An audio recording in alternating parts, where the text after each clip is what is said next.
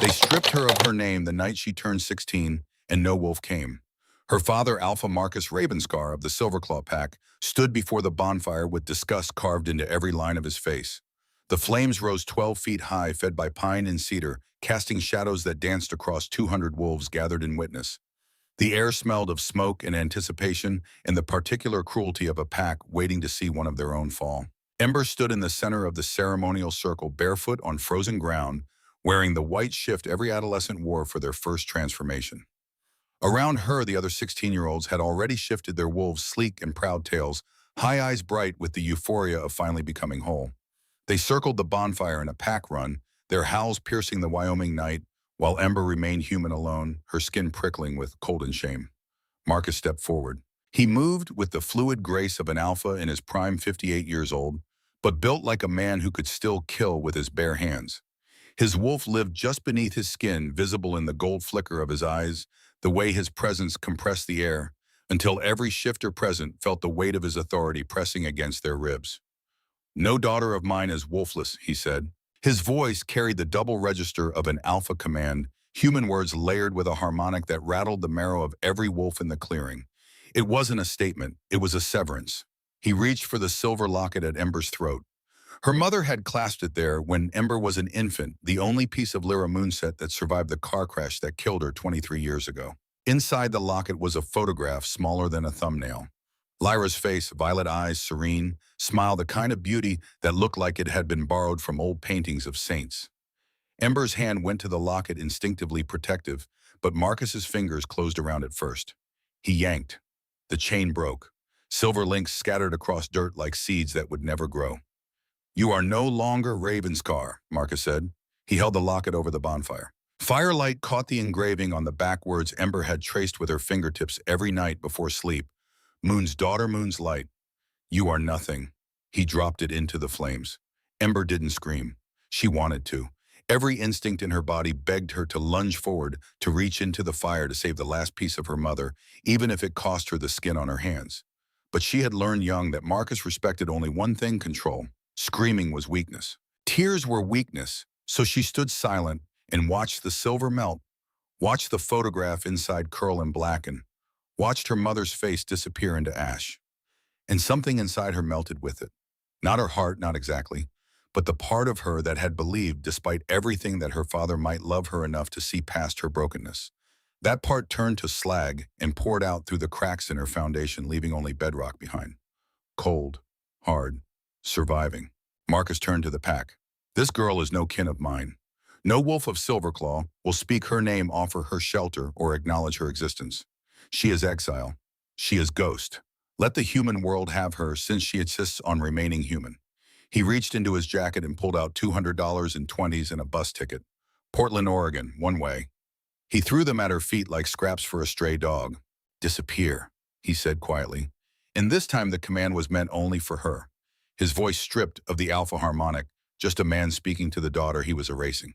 "If you contact anyone from this pack, if you ever return to Silverclaw territory, I will kill you. Do you understand?" Ember bent and picked up the money and the ticket. Her hands didn't shake. That would come later in the Greyhound bathroom somewhere outside Billings, when the shock finally wore off and the grief caught up. But here now, in front of 200 witnesses, she gave him nothing. "I understand," she said. Her voice came out steady, flat, the voice of a girl who had just learned that survival was the only victory left. She walked out of the circle.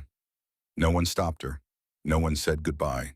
The pack had already forgotten her, erased her as thoroughly as if she'd never been born. By the time she reached the edge of the clearing, the bonfire was behind her, and the howling had resumed, and Ember Ravenscar became a ghost. She boarded the bus to Portland 12 hours later, with nothing but the clothes on her back and $300 she'd saved from 2 summers of cleaning kennels at the pack's breeding facility. She sat in the back, forehead pressed against cold glass, and watched Wyoming disappear into darkness. The bus smelled like diesel and old upholstery and the sweat of people who had nowhere better to go. Somewhere outside Billings, she went to the bathroom and cried until she threw up. Then she washed her face, looked at herself in the cracked mirror, and made a decision. Ember Ravenscar was dead. Whoever she became next would be someone who never cried over things she couldn't change. She bought fake documents in Portland from a man who worked out of a laundromat in Old Town. $200 for a driver's license, a social security card, and a birth certificate that said her name was Emma Reyes, born in Sacramento, parents deceased, no living relatives. The documents were good enough to get her a studio apartment above a Thai grocery store and a job bussing tables at a diner that didn't ask too many questions. For the first 3 years, she wore brown contact lenses to hide the violet in her eyes. Shifters would recognize that color immediately. Lunaris bloodline rare enough to be myth, common enough to be remembered in the old stories. But humans just thought it was unusual, pretty something to compliment in the break room. By year 4, she stopped wearing the contacts. The risk was minimal. She hadn't seen another shifter in Portland, and the ones passing through were too focused on their own business to pay attention to a quiet vet tech who kept her head down. The clay wolf appeared during her first winter alone. She'd found a community art studio in Southeast Portland that offered ceramics classes on Thursday nights. $20 for 3 hours of access to wheels, kilns, and glazes, and the kind-faced instructor who didn't mind. That Ember barely spoke to the other students. She sat in the back corner and worked the clay with hands that remembered the texture of forest earth even if her mind tried to forget. The wolf was crude, lopsided, one ear slightly larger than the other, the proportions all wrong, the tail too thick. She glazed it violet because the color was in the discount bin, and she told herself it didn't mean anything. When it came out of the kiln, she almost threw it away. It was ugly, a child's art project, evidence of everything she'd lost. But she kept it, set it on the windowsill of her studio apartment facing the street as if it were watching for something she'd stopped believing would come. 10 years later, the wolf was still there. Ember woke at 5:30 every morning in the apartment above the Thai grocery.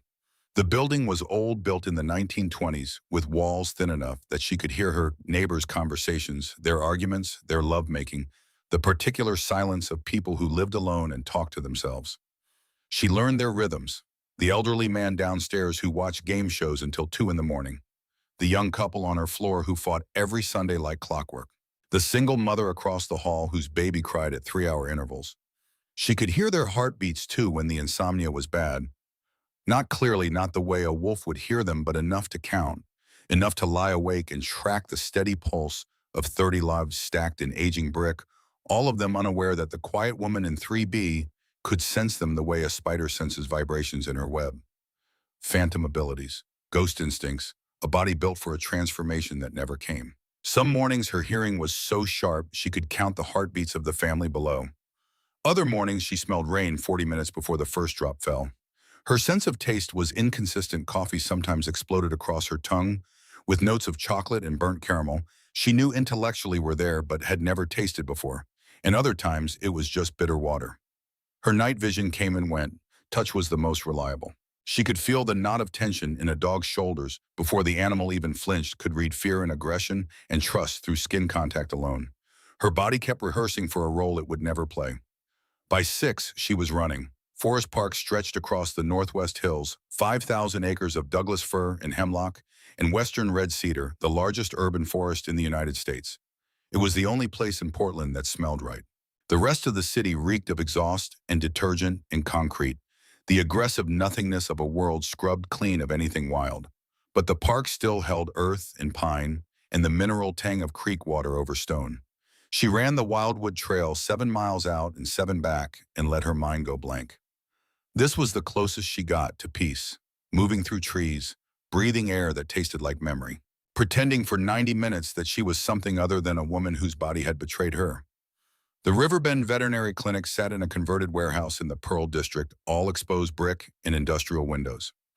Ember had worked there for 7 years, starting as a kennel cleaner and working her way up to senior veterinary technician. Dr.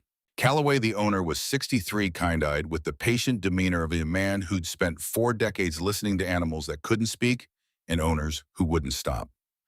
"Morning, Emma," he said when she arrived at 7:45, already in her scrubs, hair pulled back. He handed her a coffee from the shop next door. 2 creams, 1 sugar. He'd been bringing her coffee every morning for 5 years. She'd stopped protesting after the first month. "Morning," she said and took the cup. It was still warm. She wrapped her hands around it and felt the heat seep into her palms. Small comforts. These were the things that kept her tethered. The first patient was a terrier with a fear of nail trims. The owner, a woman in her 70s, apologized 3 times before Ember even touched the dog. "He bit the last groomer," she said. "Broke skin. They banned him. I don't know what to do."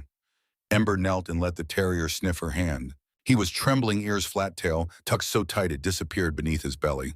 She could smell the cortisol spiking in his blood, sharp and acrid, the chemical signature of an animal in distress. Slowly she reached behind his ears and found the pressure point her mother had taught her when Ember was 6 years old, before the wolf was supposed to come, when Lyra still believed her daughter would inherit the Lunaris gifts. The terrier stilled. Not because Ember commanded it, she had no wolf, no dominance to impose, but because something in her touch carried a frequency animals trusted. The trembling stopped. His heart rate slowed. He leaned into her palm. "Easy, buddy," she murmured. "I've got you." She trimmed his nails in 4 minutes. He didn't flinch once. The owner cried. Dr. Calloway watched from his desk, shaking his head in quiet amazement. "7 years," he said, "and I've never seen you fail." Ember said nothing. Failure wasn't something she allowed herself to consider. By noon, she'd seen 12 patients. A cat with a urinary blockage, a rabbit with overgrown teeth, a Labrador with an ear infection that smelled like yeast and rot, a parakeet with a broken wing. She moved through the work with the efficiency of someone who'd learned that staying busy was the best defense against thinking. Lunch was a protein bar eaten standing up in the break room. She scrolled through her phone without reading anything. Social media was full of people living lives that required explanations, histories, family photographs. She had none of those things. Her feed was blank, a void she refreshed out of habit. The elderly homeless man was waiting on the bench outside when she left for her afternoon break. He was there most days feeding pigeons from a bag of stale bread, his shopping cart parked beside him like a loyal dog. Ember didn't know his name. She'd never asked. But she brought him a sandwich twice a week, turkey and Swiss from the deli across the street, and he accepted it with a dignity that suggested he'd once been someone who gave instead of received. "You look tired, Miss Emma," he said. His voice was rough-weathered, the voice of a man who'd spent too many winters outside. "Long morning," she said, handing him the sandwich. "You always look like you're waiting for something," he said, unwrapping the sandwich with careful hands. "Like you're standing at a bus stop, but you don't know which bus is yours." Ember sat down beside him. The bench was cold. The pigeons scattered, then returned pecking at crumbs. "Maybe I stopped waiting a long time ago," she said. "No," the man said, chewing thoughtfully. "You're still waiting. You just don't want to admit it." She didn't answer. There was nothing to say to that. The clay wolf sat on the windowsill when she got home that night, exactly where it had been for 10 years. She'd offered to move it once during a cleaning frenzy in year 3, but the moment she picked it up, her chest had seized with panic so profound she'd nearly dropped it. So it stayed, facing the window, watching the street, a silent companion made of kiln-fired earth and a grief she couldn't name. She set her bag down and stood in front of it, studying the glaze. Violet catching the last of the daylight. The left ear was chipped from a move between apartments in year 6. The tail had a hairline crack she'd never noticed before, running from base to tip like a fault line. "Still here," she said to it quietly. "Still waiting." The wolf said nothing. It never did. At night, she dreamed of forests, always the same forest. Black pines so tall their tops disappeared into darkness. A moon so full and bright it turned the world silver. And running. 4 legs instead of 2 muscles moving in perfect rhythm, breath coming easy, the ground disappearing beneath her paws. In the dreams, she had a wolf. In the dreams, she was whole. She always woke gasping, her fingernails embedded in the mattress, her canines aching with a sharpness that vanished the moment she opened her eyes. The phantom wolf inside her chest would throw itself against the walls of its absence, howling for a transformation that would never come, and then collapse back into silence. The dreams were getting worse, more vivid, more insistent, as if the thing inside her was growing restless with its captivity. Sunday was her ritual. She woke early, skipped the run, and took the bus to Washington Park. The rose garden was empty at 7 in the morning, the paths damp with dew, the air clean. She bought a coffee from a cart and walked to the duck pond, where she'd sat on the same bench every Sunday for 10 years. The bench was worn smooth beneath her. The wood had a memory of her now, a depression where she always sat left side facing the water. She brought bread for the ducks, even though the sign said not to feed them. Whole wheat torn into small pieces, nothing that would hurt their digestion. The ducks knew her. They waddled over the moment she sat down, quacking, jostling for position. She fed them slowly, one piece at a time, and let her mind go quiet. This was the bargain she'd made with herself. If she never reached for anything, nothing could be taken from her again. If she kept her life small and her desires smaller, she could survive indefinitely. Safety wasn't happiness, but it was something. It was enough. Except it wasn't. Not really. And the clay wolf knew it. She returned to the apartment at noon. The building was quiet. Sundays always were. People slept in or went to church or visited family. Normal people with normal lives. Ember unlocked her door, stepped inside, and froze. The air tasted different. Not wrong exactly, but layered. Beneath the familiar smells of her apartment, lavender, detergent, old wood, the faint curry scent that drifted up from the Thai grocery, there was something else. Something that made the hair on the back of her neck stand up and her heart kick into a rhythm that had nothing to do with fear and everything to do with recognition. Pine, iron, smoke, and beneath it all a note she had no name for something ancient and commanding that vibrated in the hollow space behind her sternum where a wolf should have lived. She dropped her bag. Her hands were shaking. Somewhere in the city, close, impossibly close, a lichen had arrived. Not just any shifter. The scent carried the unmistakable weight of royalty, the pheromone signature of an apex predator whose bloodline predated written history. This was Old Wolf, Alpha Wolf, the kind of wolf that made lesser shifters lower their eyes before they'd even entered the room. Every orphaned instinct in her body screamed a single word she hadn't allowed herself to think in 10 years. Run. She grabbed the go bag from under her bed. It was always packed. 3 changes of clothes, $5,000 in cash, a second set of fake documents, a burner phone. She could be gone in 10 minutes. On a bus to Seattle in 30, across the border into Canada by midnight. Her hands were on the doorknob when she stopped. The clay wolf was staring at her from the windowsill. Violet glaze, chipped ear, hairline crack running spine to belly. 10 years of silent witness. I can't, she whispered to it. If he finds me, if Marcus finds out. The wolf said nothing, but the crack in its tail seemed deeper than it had been this morning. A fault line widening, something about to break. Ember set the bag down. She didn't know why. Every rational part of her brain screamed to run, to hide, to disappear the way she'd been disappearing for a decade. But something deeper, older, the part of her that dreamed of running on 4 legs, refused to move. She walked to the window and looked out at the street. Evening was falling. Street lights flickered on. A couple walked past, hand in hand, laughing. A car drove by, headlights cutting through dusk. Normal, human, safe. And then the wind shifted. The scent hit her full force. Pine and iron and smoke and that nameless thing beneath the frequency that made her bones hum and her vision blur. It was closer now, blocks away, maybe less, moving toward her with the inevitability of a tide. She closed her eyes and felt it. Not with her nose, not exactly, but with the phantom wolf inside her chest. The thing that had been silent for 26 years suddenly stirred, turning its head toward the scent like a flower tracking the sun. Mate, the word detonated in her skull with a violence that made her stagger. Not her thought, not her word, but something primal and undeniable rising from the hollow place where her wolf should have been, a recognition so total it felt like drowning. No, she pressed her forehead against the glass. The window was cold. The city sprawled below a grid of light and noise, and millions of lives that had nothing to do with her. She'd built this. 10 years of invisibility, 10 years of safety. She would not throw it away because some Lichen King decided to visit Portland. But even as she thought it, she knew it was a lie. Because the scent was here now, not blocks away, here, in the building, on the stairs. And the phantom wolf inside her chest was howling. The knock came at exactly 6:30. 3 sharp raps against hollow wood, measured and deliberate, the sound of someone who expected to be answered. Ember stood frozen in the center of her studio apartment, every muscle locked, her heart hammering against her ribs hard enough to bruise. The go-bag sat at her feet. The clay wolf watched from the windowsill. And behind her, a door on the other side of the 3 inches of cheap pine, stood something her body recognized, even if her mind refused to accept it. She didn't move. Maybe if she stayed silent, stayed still, he would think he had the wrong apartment. Maybe he would leave. Maybe, I can hear your heartbeat.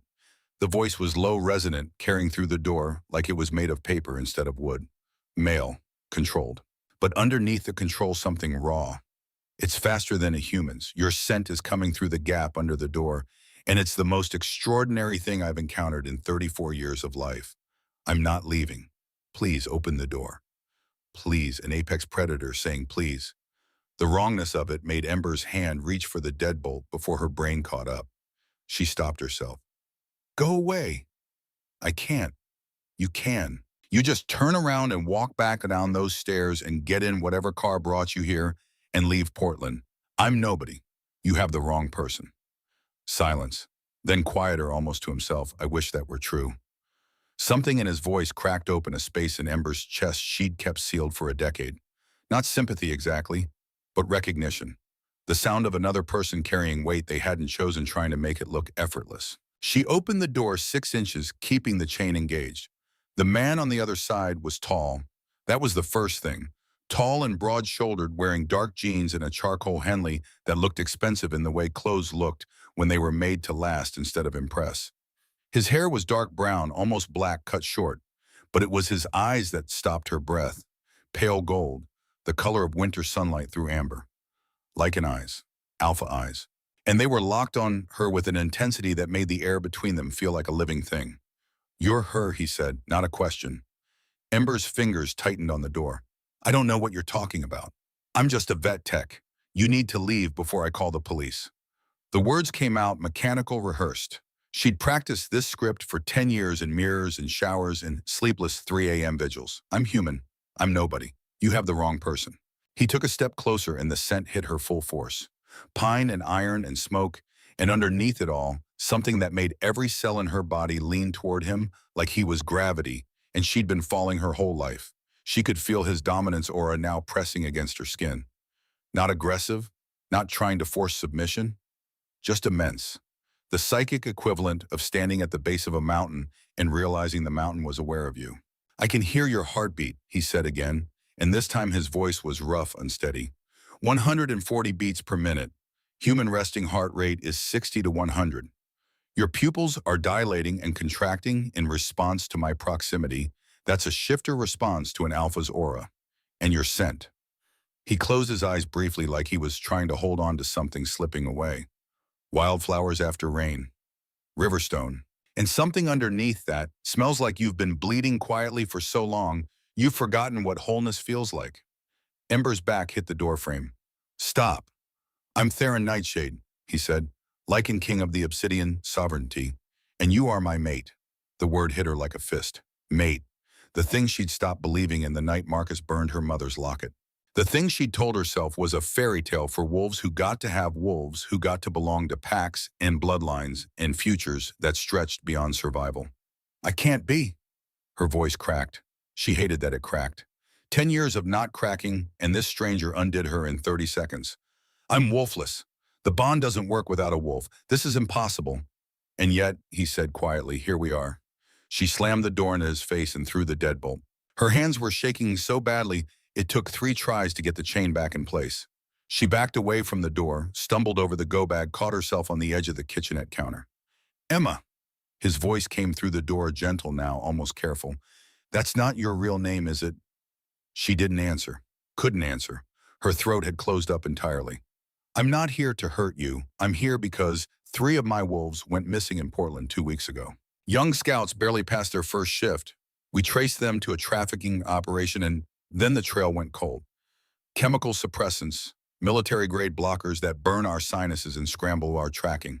Someone in this city is hunting shifters, and I think you know more than you're saying." Ember closed her eyes. Trafficking. The word landed in her stomach like a stone. She thought of Marcus, of the way he'd looked at her the night he exiled her. Not with hatred, with assessment. Like she was a problem, he was solving a variable, he was eliminating. "I don't know anything about missing scouts," she said. "But you know about hiding." It wasn't a question. "You've been doing it for a long time, 10 years at least. You've changed your name, your hair, your whole life. You're living like someone's hunting you.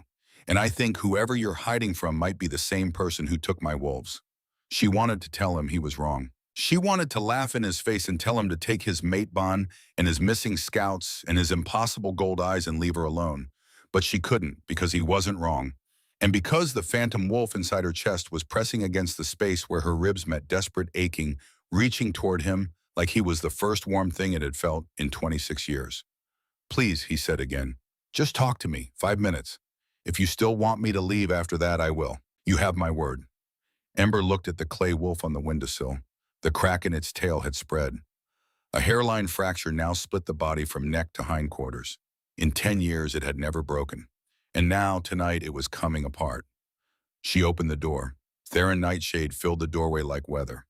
Not because he was trying to intimidate, he stood carefully still, hands visible, posture open, but because presence like his didn't compress. It expanded to fit available space, and her studio apartment had exactly 400 square feet. He stepped inside when she moved back, and she watched him take in the room with a single sweep of those gold eyes. The futon that doubled as her bed, the kitchenette with 2 plates, 1 mug, 1 fork, the windowsill where the clay wolf sat. No photographs, no personal items, no scent markers that would betray what she was or wasn't. His gaze lingered on the clay wolf. Something shifted in his expression. Not pity, recognition. "You made that," he said, 10 years ago.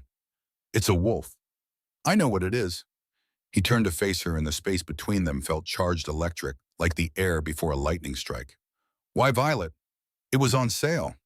"That's not why." Ember's jaw tightened. "You said 5 minutes. Start talking." He did. His voice was quiet, factual, laying out information like evidence in a trial. 3 scouts missing. Ash Wren, Cade River, Finstone, all under 20, all from minor packs, sent to Portland to monitor rogue activity along the eastern corridor. They'd vanished without a trace.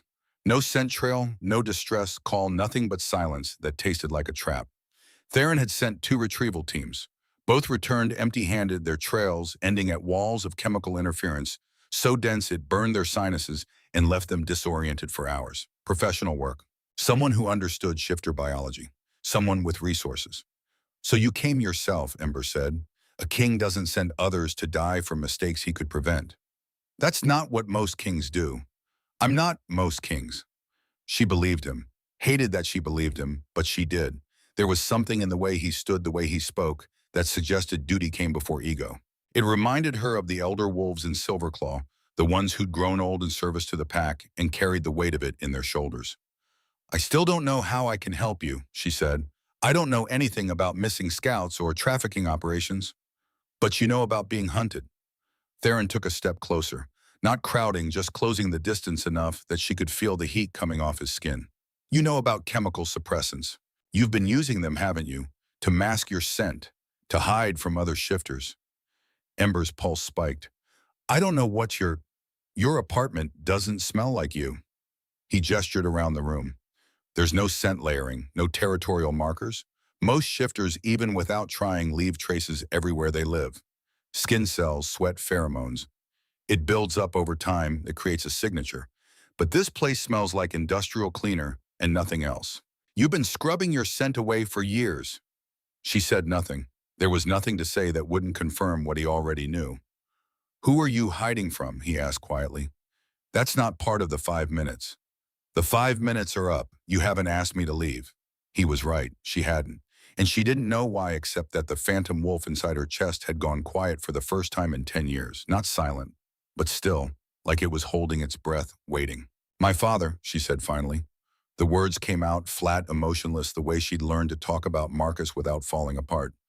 "Alpha of the Silverclaw Pack in Wyoming. He exiled me when I was 16 because my wolf never manifested.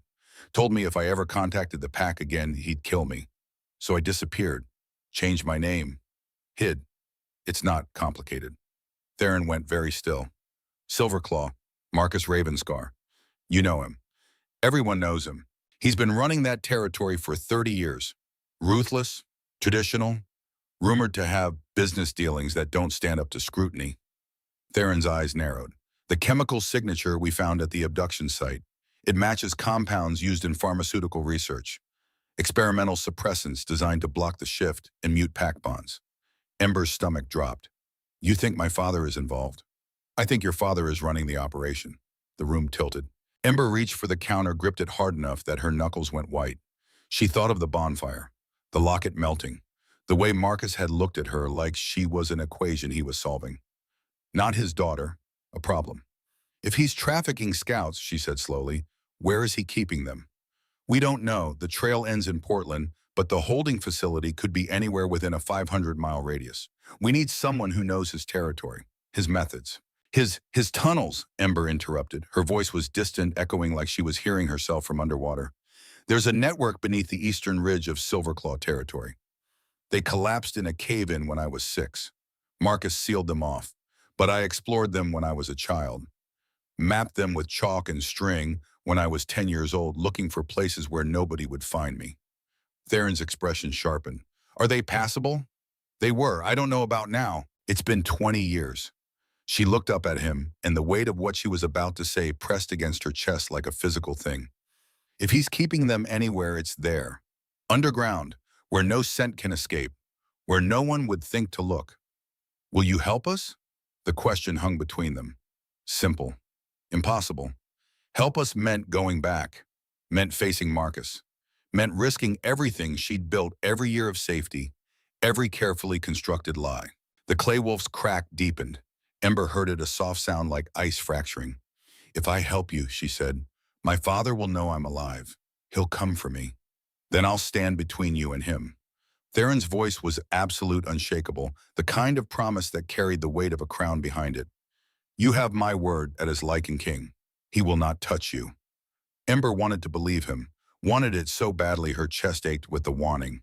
But belief was a luxury she'd given up the night she boarded a bus to Portland with nothing but $200 and the smoking ruins of her identity. I need time to think, she said. You have until morning. Theron pulled a card from his pocket and set it on the counter. Black cardstock, silver lettering, a phone number printed in the center. Call me, or don't, but if you decide to run, know that I'll find you. Not because I want to hunt you, because the bond won't let me stop. He walked to the door, paused with his hand on the knob. For what it's worth, he said without turning around. I'm sorry for marking you without your consent, for destroying whatever peace you'd built here. My wolf recognized you before my brain did, and I lost control. That's not an excuse. It's just the truth. You didn't mark me, Ember said. Theron turned and his expression was strange, regretful, almost guilty. Look at your wrist. Ember looked down. Her left wrist, the one he'd grabbed in the hallway when she tried to close the door the first time, bore a mark she hadn't noticed before. A silver crescent, faint but visible, the size of a thumbprint. It gleamed against her skin like it was catching light that wasn't there. It'll fade if we don't complete the bond, Theron said quietly. But it'll hurt, both of us. The longer we're apart, the worse it gets.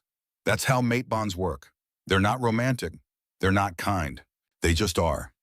He left. The door clicked shut behind him, and Ember stood alone in her apartment with a glowing mark on her wrist and a clay wolf that was quietly breaking apart. She didn't sleep. Couldn't sleep. She sat on the futon with the business card in one hand and her phone in the other, staring at the wall, trying to make a decision that felt impossible. At 3 in the morning, her phone rang. Unknown number. She almost didn't answer. But something, instinct, curiosity, the same reckless impulse that had made her open the door for Theron, made her swipe to accept. Don't hang up. The voice was male-clipped, efficient. Military precision wrapped in a smoker's rasp. My name is Kyle Iron. I'm Theron Nightshade's chief enforcer. I need you to understand something before you make whatever decision you're agonizing over. How did you get this number? I'm good at my job. Listen, the king hasn't slept, eaten, or spoken to another soul since he left your apartment 6 hours ago. He's sitting in a hotel room 3 blocks from you, tearing the furniture apart with his bare hands because his wolf is in agony from the separation. The mate bond has been initiated, accidental or not, and if you run, it won't break. It will only cause escalating pain until one of you goes feral. Do you understand what I'm telling you? Ember's throat closed. I didn't ask for this. Neither did he, but here we are. A pause. The sound of a lighter, a deep inhale, smoke exhaled. I pulled your scent signature after Theron identified you. Ran it through the Sovereignty's ancestral archives. Records that go back 9 centuries. You want to know what I found? No. Your mother was Lyra Moonset, last known carrier of the Lunaris bloodline. Dormant wolf gene. The kind that doesn't manifest at puberty like normal shifters. It waits, sometimes for decades. And when it finally wakes, it's not a normal wolf. It's something the old text called moon-forged. A wolf whose power comes from the lunar cycle itself. Ember's vision blurred. My mother died when I was 3. Your mother's death certificate says she died in a car crash 23 years ago, but I have surveillance photos from Marcus Ravenscar's compound dated 72 hours ago, and unless corpses have started moving around, Lyra Moonset is very much alive. The phone slipped from Ember's hand. It hit the floor and Kael's voice kept talking tinny and distant, but she couldn't hear him over the roaring in her ears. The clay wolf on the windowsill fell. It didn't slip. It didn't get knocked over by wind or vibration. It simply fell like gravity had remembered it existed and hit the hardwood floor. The crack that had been spreading for days split it clean in 2. Ember picked up the phone with shaking hands. Say that again. Lyra Moonset is alive, prisoner in your father's compound for 23 years. We have proof. Thermal imaging scent analysis photo evidence. Marcus has been keeping her in a medical facility, draining her Lunaris blood for pharmaceutical contracts. Do you know what Lunaris blood is worth on the black market? $2 million a year for 23 years. Your father has made $46 million bleeding your mother dry. Ember couldn't breathe. The room was spinning, tilting the floor coming up to meet her. She sat down hard on the futon, her free hand pressed against her sternum, where the phantom wolf was suddenly thrashing, howling, throwing itself against the walls of its absence with enough force to crack ribs. The missing scouts, Kale continued relentless, are in the same facility, caged, drained, sold. Your father is a trafficker, and he's been running this operation for years. We're mounting a rescue tomorrow night. And you're the only person alive who knows the tunnel system well enough to get us in and out without triggering his defenses. Why are you telling me this? Because you deserve to know what you're choosing. Run, and you live with the knowledge that your mother is dying in a cage while you hide. Help us, and you face the man who destroyed you. Either way, the bond will drag you back eventually. Might as well make it count. The line went dead. Ember sat in the dark and stared at the broken clay wolf. Two halves, violet glaze. The crack ran clean through the center like something had been waiting 10 years to split it apart. She thought about her mother, Lyra with the violet eyes and the gentle hands, who'd taught Ember how to calm frightened animals, who'd sung wolf songs in languages Ember didn't speak, who'd died when Ember was too young to remember her face outside of photographs. Except she hadn't died. She'd been bleeding in the dark for 23 years, while Ember learned to be invisible. The decision wasn't hard. It was the easiest decision Ember had made in a decade. She picked up Theron's business card and dialed. He answered on the first ring. Ember. My name is Ember Ravenscar, she said. Her voice was steady, cold, the voice of a woman who'd just remembered she used to have teeth. Daughter of Lyra Moonset, exile of Silverclaw Pack. And I'm going to help you burn my father's operation to the ground. Silence, then quietly, thank you. Don't thank me yet.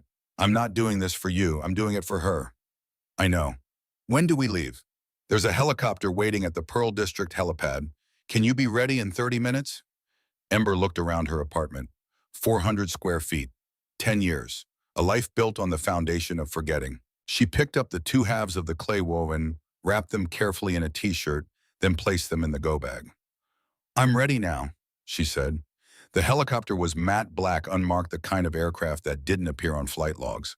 Theron waited beside it, wearing tactical gear now, instead of the Henley, his hair pulled back. He looked older in the harsh light of the helipad floods. Tired. Like he'd been carrying weight for so long, he'd forgotten what it felt like to set it down. Cale Iron stood beside him. Shorter than Theron, stockier, with a face that looked like it had been broken and reassembled multiple times. A scar ran from his left temple to his jaw, silver and raised. He looked at Ember with eyes the color of storm clouds and nodded once. Ma'am, he said, don't call me that. Yes, ma'am.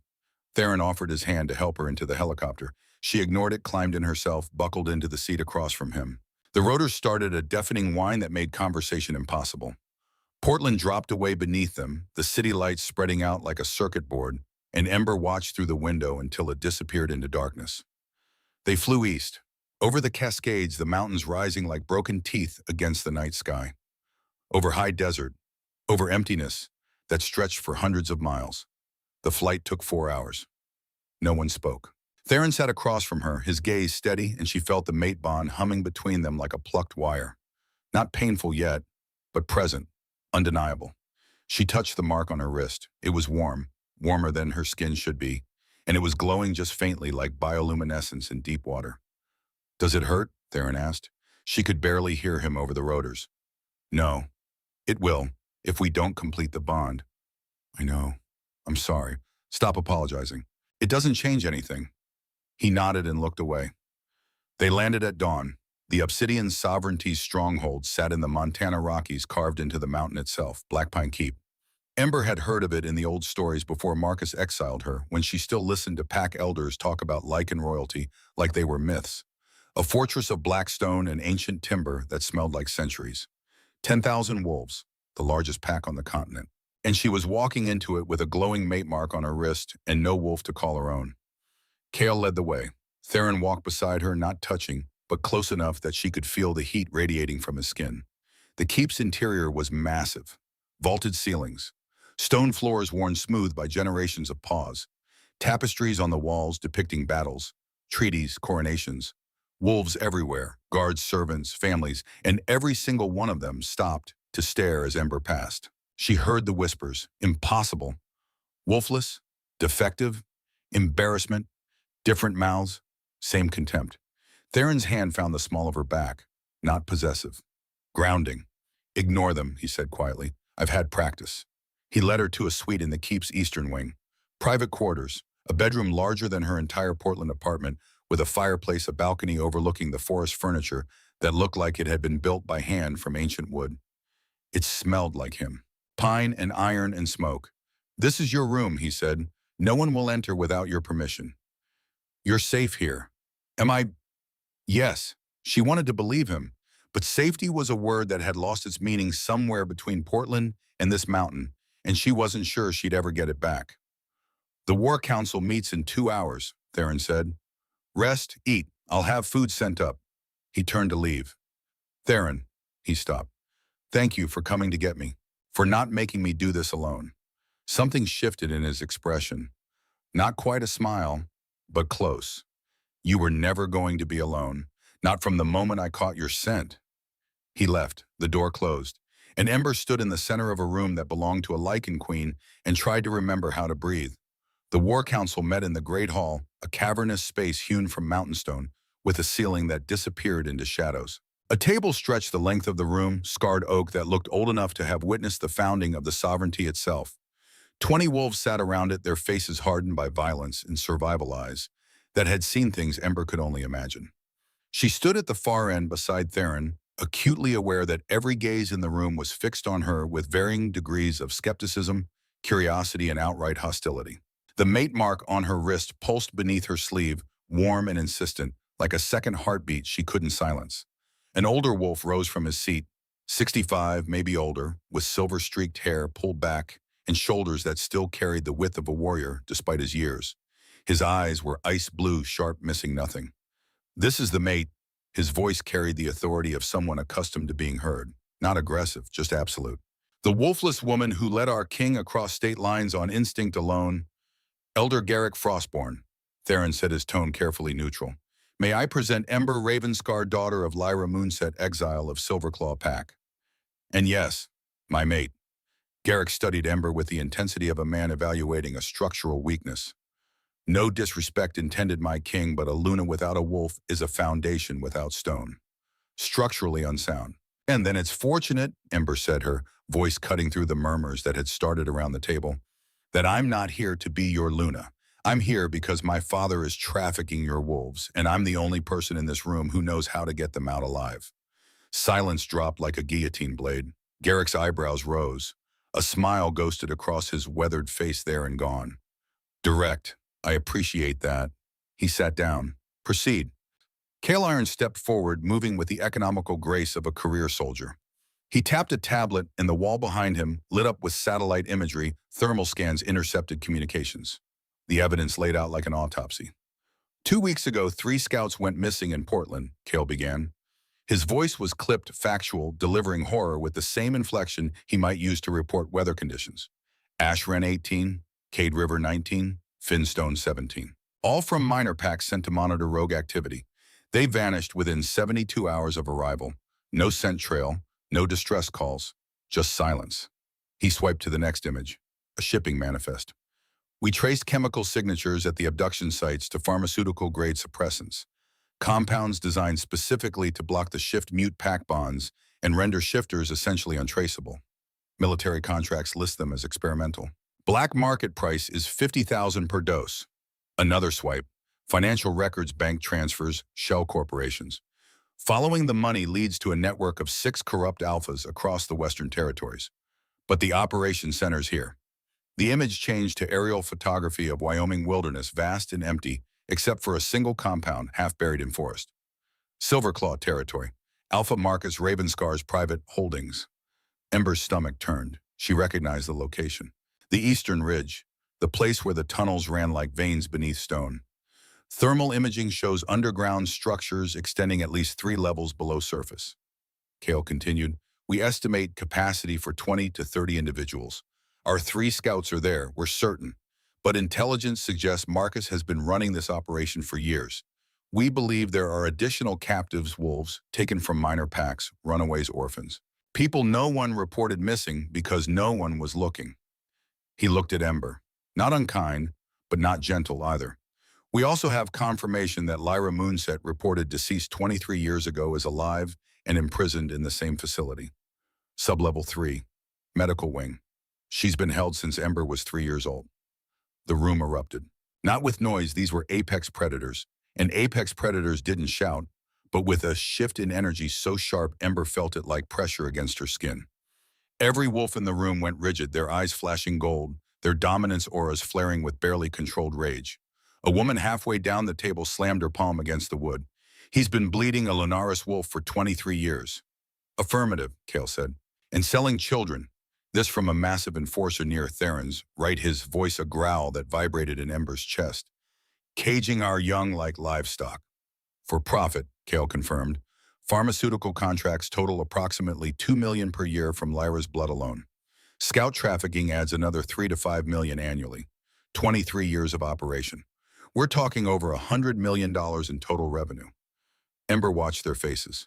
These were hardened warriors wolves who had killed and bled and survived by being harder than the world around them.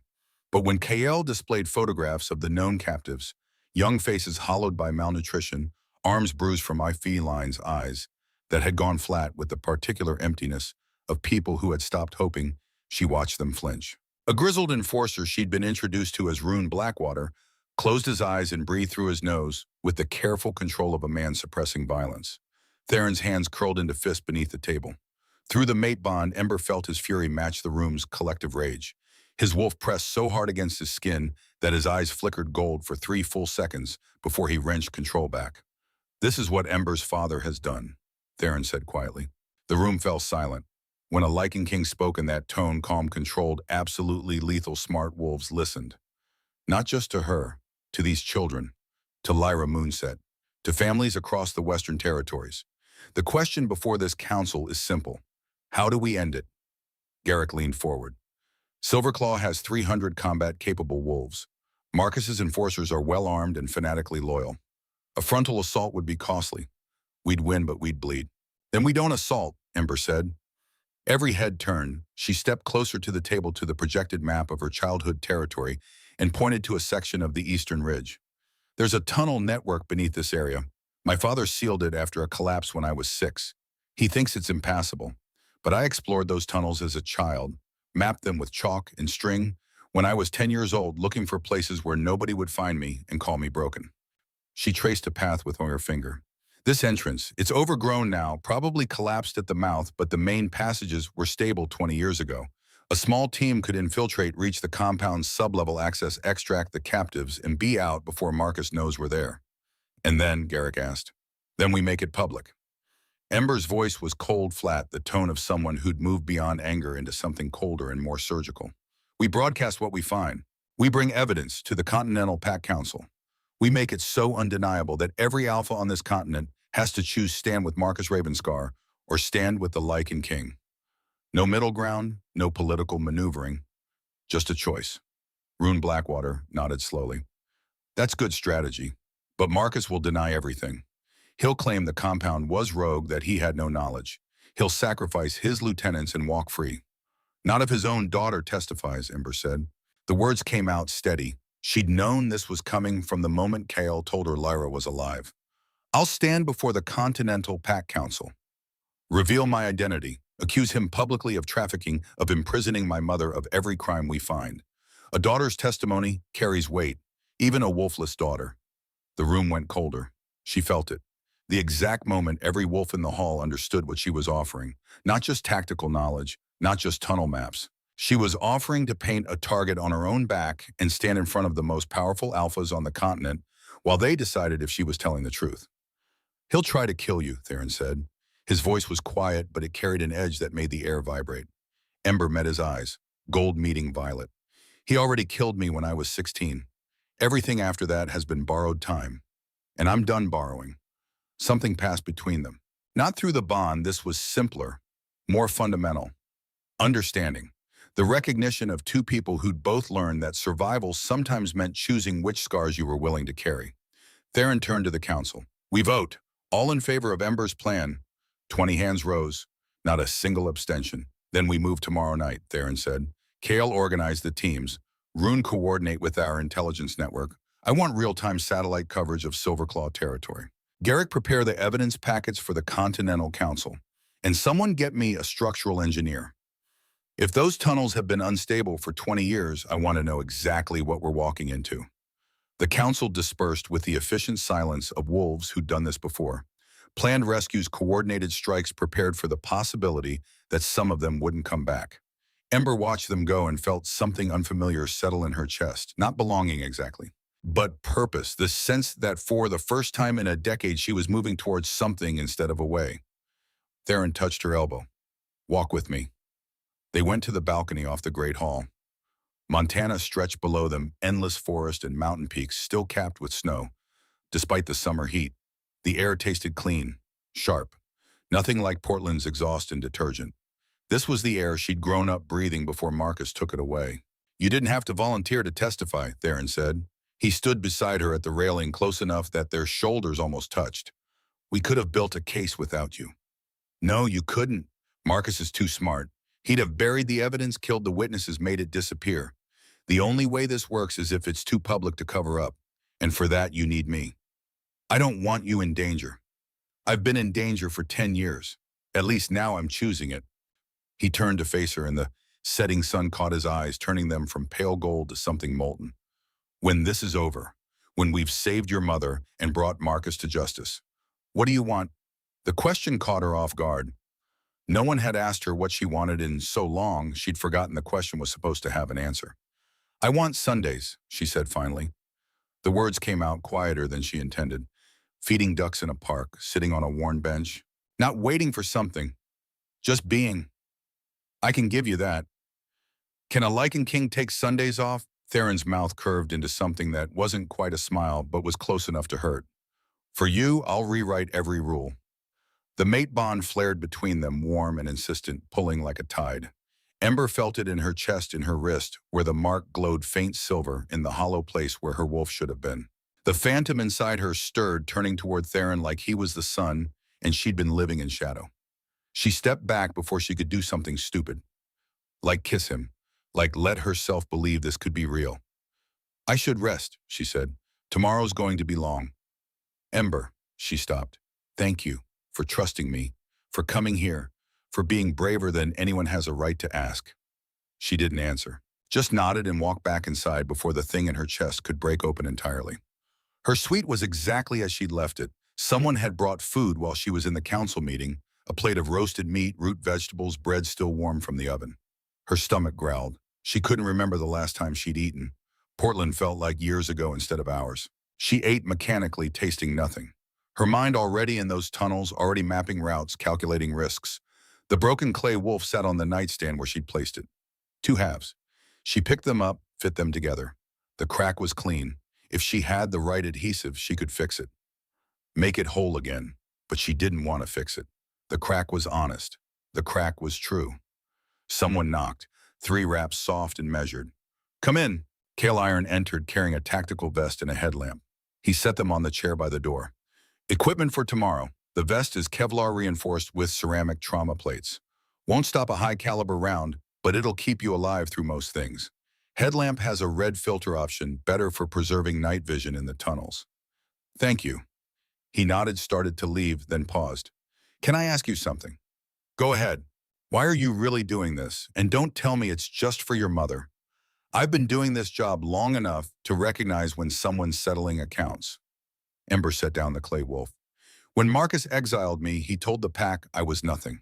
Worthless. A mistake that didn't deserve to exist. And for 10 years, I believed him. I made myself small and quiet and invisible because I thought that's what I deserved.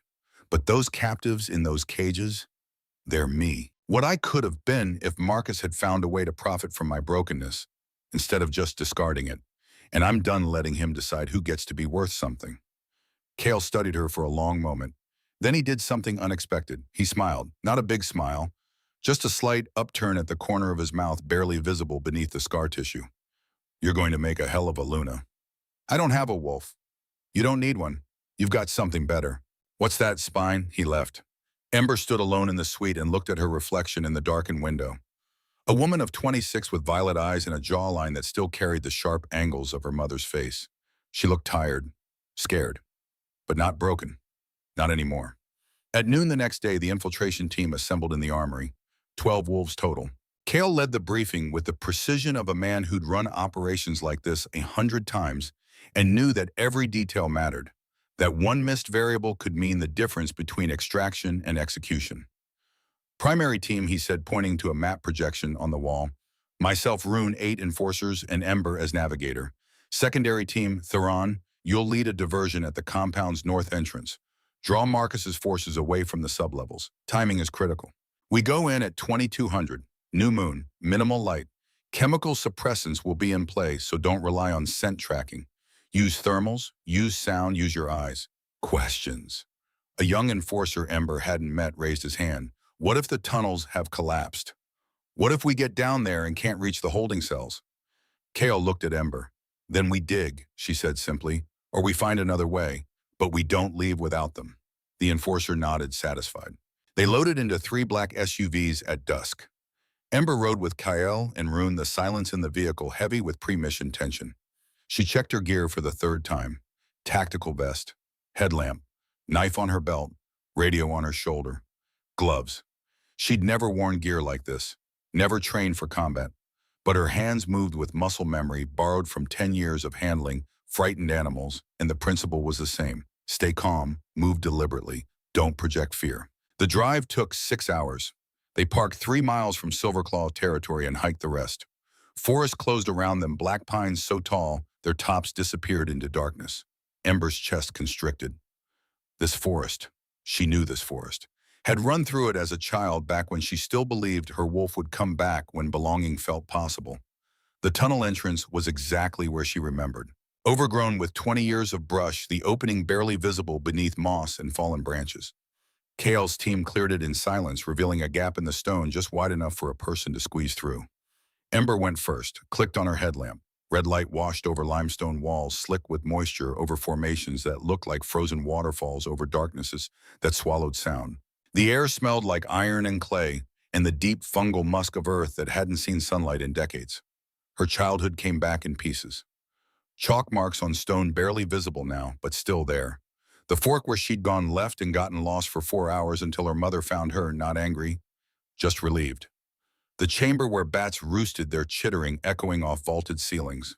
This way, she whispered, and the team followed single file, their shoulders brushing stone on both sides. They descended for 30 minutes. The passages grew tighter, colder. Ember's lungs burned from the thin air and the effort of climbing over rubble, squeezing through gaps that had narrowed with time. Behind her, she heard Rune's labored breathing, heard the scrape of tactical gear against limestone, heard the whispered curses of wolves built for open ground, not subterranean crawling. The passage opened into a chamber Ember didn't recognize. Newer construction, concrete walls, LED lighting strips that flickered with failing power. They'd reached the compound's lower levels. KL signaled. The team split. 4 enforcers stayed to secure the exit. The rest moved deeper. The sublevel corridors were sterile, white tile, fluorescent lights. The smell hit Ember like fist antiseptic in copper and the chemical tang of sedatives underlaid by something worse. The stale, despairing scent of wolves who had stopped believing rescue would come.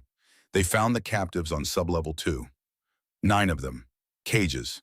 Actual cages, steel-barred and bolted to concrete. Young wolves, some barely into their late teens, emaciated with IV lines running from their arms to collection bags labeled with clinical precision. Batch numbers, volume measurements, harvest dates. Ember's stomach turned. One of the captives, a girl with auburn hair matted to her skull, whimpered when KL's wolves approached. Her body had been so conditioned to pain that even rescue felt like a threat. Ember knelt beside her cage and read the placard. Ash Wren, 18, the scout from Portland. You're safe, Ember said, pouring every ounce of calm into her voice. The same calm that stilled terrified dogs and silenced howling cats. The frequency that animals trusted even when humans couldn't hear it. We're getting you out, I promise. Ash's eyes focused. Her breathing slowed. She looked at Ember with an expression that would haunt her for years, the bewildered gratitude of a creature that had forgotten kindness existed. "I'm Ember," she said softly, "and you're going home." Kale's team cut the locks. The captives were in bad shape, dehydrated, malnourished, 3 of them unconscious. Rune identified the other 2 missing scouts, Cade River and Finn Stone, both 19, both barely responsive. The remaining 6 were exactly what Kale had predicted: runaways, orphans, wolves from minor packs that Marcus had taken over the years. People no one had reported missing because no one was looking. Rune radioed for medical extraction. They had maybe 10 minutes before Marcus's security noticed the breach. "Sub-level 3, Ember said. "My mother's there. I'm going down." "Negative," Kale said. "We extract these 9 first. Then, I didn't come this far to leave her." Ember was already moving toward the stairs, headlamp cutting through darkness. "You get them out. I'll get her." Ember, she didn't stop, couldn't stop. Her mother was 1 floor below, had been 1 floor below for 23 years, while Ember learned to be nothing, and she was done with leaving people behind. Sub-level 3 was worse. Medical equipment, exam tables with restraints, refrigerators labeled samples, a lichen serum batch 47. Ember's hands shook. She forced them still. Not now, she could fall apart later. Right now, she needed to move. The isolation cell was at the end of the corridor. Coded lock. Ember didn't have time for finesse. She grabbed a fire extinguisher from the wall and smashed the panel. Sparks flew. The lock disengaged with a mechanical click that echoed down the sterile hallway. The door opened. The door made. Lyra Moonset sat on a concrete bench chained to the wall by silver cuffs that had burned her wrists raw. She was emaciated, her once black hair streaked with gray, her skin pale from decades without sunlight. But her eyes were still violet, still luminous, still carrying that otherworldly quality that marked the Lunaris bloodline. She looked up when Ember entered, and for a moment that stretched into eternity. Neither of them moved. "Moon daughter," Lyra whispered. Her voice was broken, raspy from disuse, but underneath it was the same voice that had sung lullabies when Ember was 3, the same voice that lived in the few memories Ember had managed to keep. "You came." Ember's knees gave out. She dropped to the floor beside her mother, fumbling with the silver chains, her hands shaking so badly she could barely grip them. "I thought you were dead. 23 years, I thought. I sent you dreams." Lyra's hands, skeletal and weak, touched Ember's face. "The forest, the running. Did you feel me?" "Every night." "You haven't shifted." It wasn't a question. Lyra's eyes saw everything the way they always had. "He kept his threat. He suppressed your wolf before you were born. Injected me with the compound when I was pregnant. It's in your DNA." Ember's chest seized. "Then I'll never." "The Lunaris bloodline is stronger." Lyra coughed and blood flecked her lips. "The awakening just needs the right catalyst. Face your fear with your truest bond. The trial is written in our history. You're not broken, my moon daughter. You're becoming." Footsteps in the corridor. Heavy. Multiple. Kale's voice crackling through Ember's radio. "We've been made. Marcus's enforcers are flooding the sublevels. Extraction team is moving the captives now, but you need to get out. Ember, do you copy?" Ember got the chains off. Lyra collapsed into her arms, light as paper, her body wrecked by decades of captivity. "Can you walk?" "I can try." They made it 5 feet before the corridor filled with wolves. 40 of them. Marcus's elite guard, armed with tranquilizer guns loaded with the same chemical suppressants that had taken down 2 sovereignty retrieval teams. They surrounded Ember and Lyra with the clinical efficiency of men who'd done this before, who'd caged and processed and shipped enough wolves to know exactly how much force was required. And behind them, stepping through the fluorescent-lit corridor like he owned not just the compound but the very air inside it, came Marcus Ravenscar. He looked older than Ember remembered. 68 now. His hair more silver than brown. His face carved with the deep lines of a man who'd spent 40 years holding power through violence and cunning. But his eyes were the same. Cold. Assessing. Looking at Ember the way he'd looked at her the night of the severance ceremony. Like she was a problem. A variable. Something to be eliminated. "The wolfless runt," he said. His voice carried the alpha harmonic that made every shifter in the corridor flinch, made Ember's knees want to buckle, made the phantom wolf in her chest cower. Crawling back through the dirt like the animal she never became, and dragging her broken mother with her. How poetic. Ember set Lyra down carefully, stepped in front of her. "It's over, Marcus. The Lycan King knows what you've done. He has evidence, witness testimony, financial records. 9 captives are being extracted as we speak. You're finished. Marcus laughed. It was the laugh she remembered from childhood, the one that preceded punishment, the one that said, I will break you and enjoy it. You think I'm afraid of councils and kings? I've been running this territory for 40 years. I'll bury your lichen king in appeals and favors, and in 5 years no one will even remember this happened. They'll remember me. Ember's voice was steady, cold. They'll remember that you exiled your own daughter for being wolfless, that you imprisoned your mate for 23 years and bled her for profit, that you trafficked children. I'm going to stand in front of the Continental Pack Council and tell them everything. And you can't alpha command your way out of the truth. Something flickered in Marcus's eyes, not fear, but recognition. The realization that the daughter he'd discarded had grown teeth. You'll always be nothing, he snarled.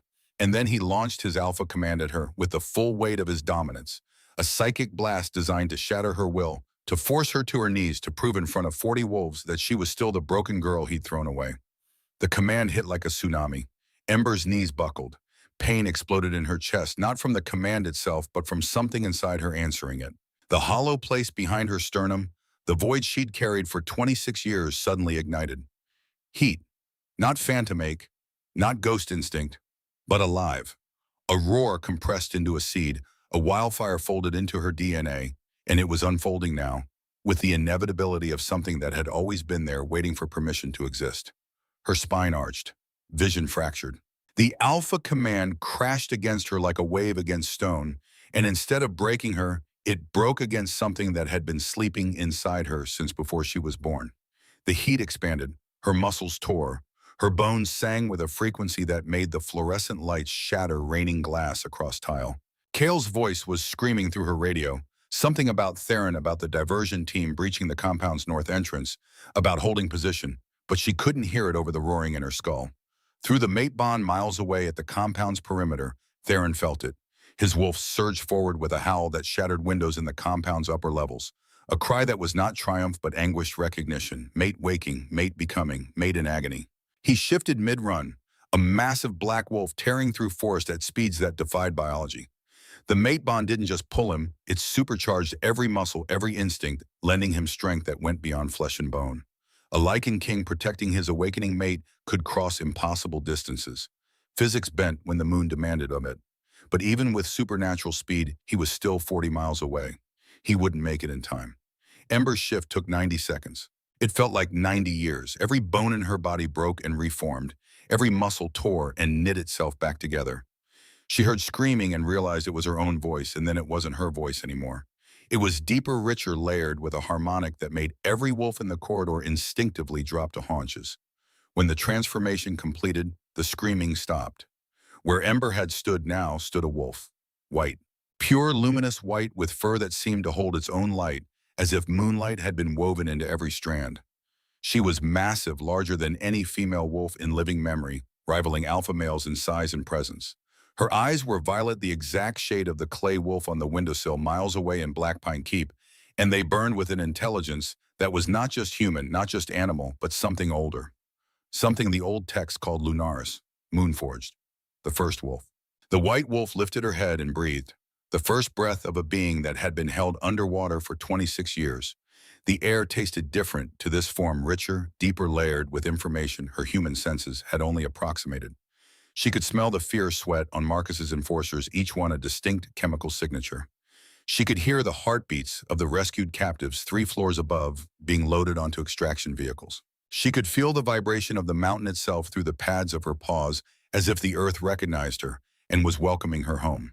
The Lunaris bloodline had been called many things across the centuries: cursed, blessed, extinct, mythical. The truth was simpler and more terrible than any legend. Lunaris wolves were not more powerful than ordinary shifters through dominance or force or the biological machinery of command. They were powerful the way the moon was powerful, quietly, inevitably, by virtue of being the thing around which everything else oriented. The corridor went completely silent. Marcus's enforcers backed against walls, their own wolves cowering. Even Marcus Alpha of Silverclaw, for 40 years, felt his dominance aura collapse like a house of cards in hurricane wind. The white wolf stepped forward, not attacking, just standing before the man who had tried to erase her, letting him see what he'd destroyed, what had survived. what he could never touch again. Marcus's face went pale. Impossible. I suppressed the gene. I made sure you'd never. The compound shuddered. Theron's black wolf crashed through the north wall 3 floors above, sending concrete and rebar flying like shrapnel. He shifted mid-leap human form, hitting the ground in a combat roll, then sprinting for the stairs with KL's voice screaming coordinates through his earpiece. He reached sub-level 3 at a dead run and stopped. The white wolf stood in the center of the corridor, radiant and ancient and utterly impossible. Ember, his mate. The wolfless woman who'd lived in hiding for a decade, who'd mapped these tunnels as a child, looking for places where nobody would call her broken, who'd chosen to face her father rather than run. She'd awakened. Theron's wolf surged forward with a sound that was not language, but pure recognition. He shifted without meaning to his black wolf pressing against her white, and the mate bond completed with a sound like a cathedral bell struck in an empty mountain, resonant, clear final. The mark on both of them flared silver bright, then settled into permanence. A crescent on Theron's collarbone. A matching mark on Ember's shoulder visible even through her fur. Unbreakable. Through the bond, her thoughts. His thoughts. 2 souls aligned like binary stars pulling at each other with gravity that could reshape worlds. Marcus ran. His enforcers didn't follow. They dropped their weapons, submitted their wolves unable to fight what the moon itself recognized. The white wolf let them. She had no interest in soldiers following orders. She wanted the man who gave them. Theron shifted back to human. Let him go. We have what we came for. 9 captives, extracted your mother, safe evidence being transmitted. He can't escape what's coming. But Ember's wolf shook her head. Through the bond, Theron felt her intention. This wasn't about justice. Not yet. This was about a reckoning 26 years in the making. She ran, the tunnels blurred past. She moved with a speed and grace that felt like muscle memory from 10,000 dreams, 4 legs eating distance, her lungs pulling air without effort. Above her, she heard Marcus's footsteps echoing through maintenance shafts, heard his labored breathing, smelled his fierce sweat cutting through layers of stone. She caught him in the compound's central courtyard.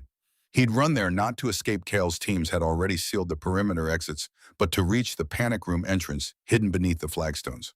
A last resort bunker stocked with supplies and a satellite phone. But when he reached the courtyard and fumbled for the hidden latch, he found it already sealed from the inside. Kale's intelligence had been thorough. Trapped. Marcus shifted, gray, wolf-scarred and massive, still dangerous despite his age. But when he turned and saw the white wolf emerging from the shadows, saw the violet eyes that carried his dead mate's bloodline and his discarded daughter's rage, he knew he'd already lost. They didn't fight.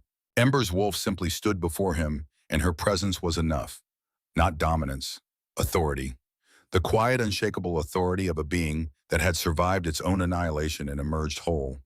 Marcus shifted back to human, fell to his knees, and for the first time in his life, Alpha Marcus Ravenscar looked small.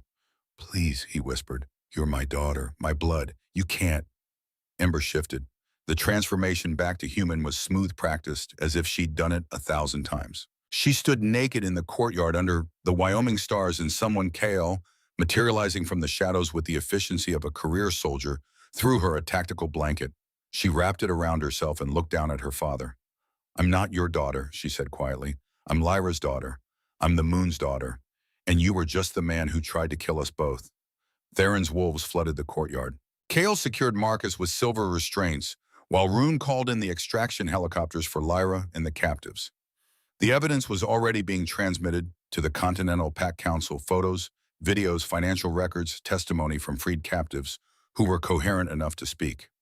By dawn, every alpha on the continent would know what Marcus Ravenscar had done. Ember found Lyra in the medical tent Kale's team had erected in the forest clearing. Her mother was dying 23 years of captivity, of silver poisoning and pharmaceutical extraction, had destroyed her body beyond what even shifter healing could repair. But she was smiling when Ember knelt beside her. I saw, Lyra whispered, the white wolf, your beautiful moon daughter. I'm sorry I couldn't save you sooner. You saved yourself, that's all I ever wanted. Lyra's hand found Ember's face, her touch gentle despite the tremors. The Lunara's gift, it's not just the wolf. You can heal broken bonds, calm raging wolves. Hear the moon's voice. Use it. Be the Luna this world needs. Her eyes found Theron standing at the tent's entrance. Protect her. Not from the world, from herself. She'll try to carry everything alone. I will, Theron said. I swear it. Lyra's final words were barely audible. Borrowed time. It's all we get. Make it beautiful. She died as the sun rose over Wyoming, painting the mountains gold. Ember didn't cry. Not yet. She held her mother until the body went cold, memorizing the weight, the warmth fading the face that she'd only known from photographs and dreams. Then quietly she broke. Theron caught her, held her while she sobbed, while 26 years of grief and rage and loneliness poured out in great wrenching gasps. The mate bond wrapped around them both, and through it she felt his own grief for the father he'd lost at 23, for the loneliness of 11 years, wearing a crown that isolated him from everyone except duty. They held each other in the ruins of Marcus's operation, while the sun climbed higher and Kael's teams processed evidence and medics loaded the 9 rescued captives onto helicopters bound for Black Pine Keep. When Ember finally pulled back, her eyes were red but clear. "What happens now?" she asked. Theron brushed a strand of hair from her face.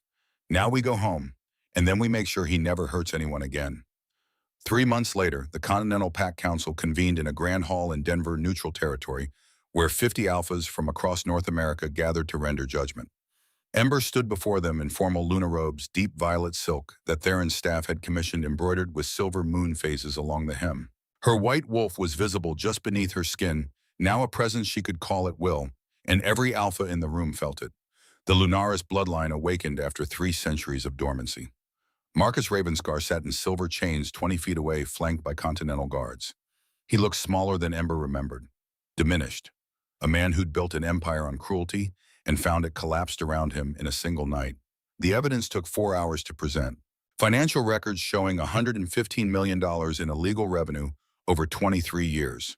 Testimony from all 9 rescued captives, including Ash Wren, who spoke with quiet strength about the 2 years she'd spent in a cage. Satellite footage of the compound. Medical reports detailing Lyra Moonset's cause of death, systemic organ failure due to prolonged silver exposure and forced blood extraction. And Ember's testimony. She spoke for 30 minutes. Told them about the severance ceremony, about the locket burning, about 10 years of hiding, believing she was nothing because her father had named her nothing, about finding her mother chained in a concrete cell after 23 years of imprisonment. Her voice never wavered. She'd practiced this. Not the words those came from somewhere too deep for rehearsal, but the steadiness, the refusal to let Marcus see her break. When she finished, the hall was silent. The head of the Continental Council, an ancient alpha named Cyrus Thornfield, spoke. "Alpha Marcus Ravenscar, you are found guilty of trafficking, conspiracy, abuse of alpha authority, and the unlawful imprisonment and exploitation of Lyra Moonset. The sentence is severance and exile." The severance ritual took place at sunset. Ember chose not to watch. She stood on a balcony overlooking the mountains, while Theron stayed inside bearing witness, as his duty required. But she felt it through the building's stone, heard Marcus's screams as the council's elders performed the ritual that would strip his wolf away permanently, severing the connection between human and animal that defined shifter existence. It was brutal, painful, the kind of punishment reserved for the worst crimes their society knew. When it was done, Marcus Ravenscar was no longer a shifter, just a man, exiled to human territory with nothing but the clothes on his back and the knowledge that he would live the rest of his life feeling the absence of something that had been part of him since birth, poetic in its way. Theron found her on the balcony an hour later. "It's done. I know. How do you feel?" Ember considered. "Sad. Not for him, for the father I wanted him to be, the one who never existed." Theron pulled her against his chest, and they stood there as the sun disappeared behind the Rockies. "Garrick asked me to give you something." He held out a folded piece of parchment. Ember opened it. Garrick Frostborn's handwriting, formal and precise. "Luna Ember Ravenscar. I was wrong. You proved your worth not through bloodline, but through courage in the face of annihilation. The sovereignty is honored to call you Luna." Elder Garrick Frostborn Ember folded it carefully and tucked it into her robe. "I'll treasure this." He's not usually given to apologies. Then I'm doubly honored. 2 weeks later, Ember stood in a cemetery in Silverclaw territory, former Silverclaw territory. The pack had fractured after Marcus's conviction. Some wolves had scattered. Others had pledged to the new alpha, a steady woman named Thea Winters, who'd served as beta for 15 years and had known nothing of Marcus's operation. Thea had invited Ember back to bury Lyra properly. The grave was in the pack cemetery beneath an old oak. The headstone was black granite, polished to a mirror shine. Lyra Moonset Ravenscar, beloved mother Lunaris matriarch, forever in the moon's light born, 1976, died 2026. Ember placed a sprig of wild lavender on the fresh earth. purple like Lyra's eyes, like the clay wolf, like the Lunaris legacy that had finally impossibly come home. "I'm sorry it took me so long," she whispered. The wind moved through the oak leaves, and for a moment, just a moment, Ember could have sworn she heard her mother's voice. "You woke exactly when you were meant to." She walked away lighter. Back at Black Pine Keep, life found a rhythm. The 9 rescued captives were healing. Ash Wren had chosen to stay at the Sovereignty, working in the Keep's animal sanctuary. Her hands still trembled sometimes, but she was learning to trust again. Cade River and Finstone had returned to their home packs, but they visited monthly. The other 6 wolves whose families had given up searching had found new homes within the Sovereignty's network of allied packs. Ember ran a weekly therapy group for them.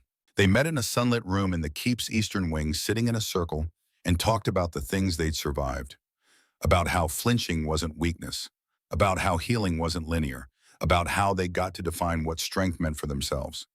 Kale attended, sometimes sitting in the back, saying nothing. But his presence mattered. A warrior with scars showing up to say, "I see you. You're not alone." Theron took Sundays off. It was unprecedented. Lycan Kings didn't take days off. But Theron had meant what he said on the balcony in Wyoming. "For you, I'll rewrite every rule." The Black Pine groundskeepers had built a duck pond on the Keep's south lawn. Not large, maybe 30 feet across, but deep enough for mallards and wood ducks to nest. Theron had commissioned a bench oak wood worn smooth with a bronze plaque. "For borrowed time made beautiful." Every Sunday, Ember and Theron sat on that bench and fed the ducks. Whole wheat bread torn into small pieces. The ducks knew them now. Waddled over the moment they sat down, quacking, jostling for position. Pack pups played nearby. Kale walked past sometimes with coffee from the Keep's kitchen, nodding as he went. Ash would wave from the sanctuary gates, her smile getting easier each week. No dialogue, no agenda, just being. On a Friday evening, 6 weeks after the trial, Ember stood in the royal suite examining the broken clay wolf on the nightstand. She'd kept it, despite Theron's offer to have it repaired by the Keep's master ceramicist. "The crack is the story," she'd told him. She picked up the 2 halves, now fitting them together. The violet glaze still caught the light. The fracture still ran clean from neck to tail. A record of the night, everything changed. Theron came up behind her, wrapped his arms around her waist. "Still thinking about it. It's been with me longer than anything else. 10 years in Portland. Through every move, every name change, every night I thought about running. You could fix it now, make it whole. It is whole.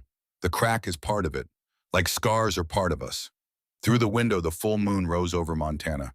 Ember felt it in her bones, in her wolf, in the Lunaris gift Lyra had promised. The ability to hear the moon's voice, to calm raging wolves, to heal broken bonds. She was still learning what that meant. But she had time. A knock at the door. Kale's voice. "My king, my Luna. Council requests your presence. There's been a development." Ember and Theron exchanged a look. "We'll be right there." The council chamber was already full when they arrived. Garrick stood at the head of the table, looking uncommonly pleased. "Apologies for the interruption, but this couldn't wait. We've received word from 3 neighboring territories. They want to join the Sovereignty. Formally." Theron's eyebrows rose. 3 territories at once. They cite your handling of the Ravenscar case. They want a king who delivers justice without political maneuvering, who values the weak as much as the strong. Garrick's gaze shifted to Ember. "And they want a Luna who survived the impossible and came back to save others." Ember felt the weight of every eye in the room. Not skeptical now, not hostile, respectful, waiting. "What do you think?" Theron asked her quietly. She thought about the captives. About Ash's trembling hands finding stillness. About 9 lives reclaimed from darkness. About the fact that there were probably more compounds, more Marcus Ravenscars, more wolves in cages waiting for someone to care enough to find them. "I think," she said, "that we have work to do." The council voted unanimously to accept the new territories. That night, Ember stood on the balcony off the royal suite, watching the moon paint the forest silver. Theron joined her, bringing 2 mugs of tea that steamed in the cold mountain air. "Do you ever think about what your life would be if we hadn't met?" Ember asked. "Every day." Theron handed her a mug. "And I'm grateful every day that I don't have to live it." Through the mana, she felt his sincerity, felt the 11 years of loneliness before her, the weight of a crown worn alone, the meetings where he'd sat across from potential mates and felt nothing but his wolf's contemptuous silence. "Kale asked me today if I still feel broken," Ember said. "What did you say?" "I said I was never broken. I was becoming." Theron set down his mug and turned her to face him. "You know what I love most about you? Tell me." You spent 10 years believing you were nothing, and the moment you had a chance to be something, you chose to be someone who saves people. Not for glory, not for vindication, because it's who you are when no one's watching. Ember's throat tightened.